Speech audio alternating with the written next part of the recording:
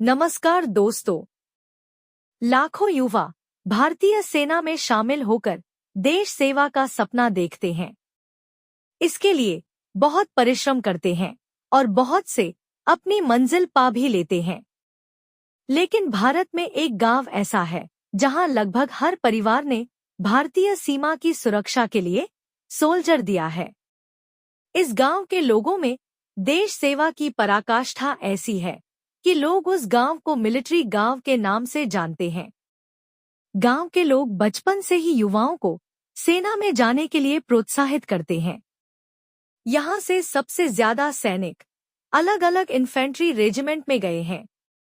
इस गांव की एक पुरानी परंपरा है। यहां लगभग 300 परिवार हैं और हर परिवार से कम एक सदस्य सेना में जरूर जाता है। यह परंपरा कई पीढ़ियों से चली आ रही है। दरअसल मुंबई बेंगलुरु हाईवे के पास एक छोटा सा गांव है। इस गांव का नाम है मिलिट्री आपशिंगे।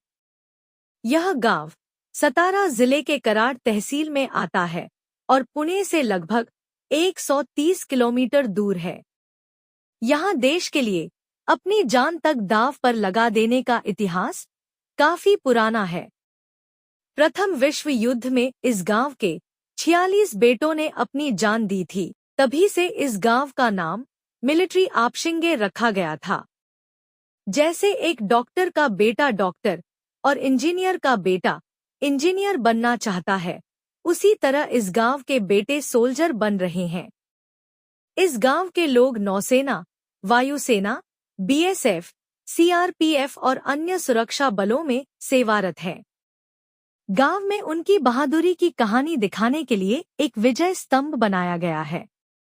अब इस गांव की विरासत को बचाने के लिए महाराष्ट्र सरकार ने 1 करोड़ रुपए दिए हैं। इससे गांव में कई तरह के सुधार कार्य किए जाएंगे। यहां एक नया युद्ध स्मारक बनाया जा रहा है।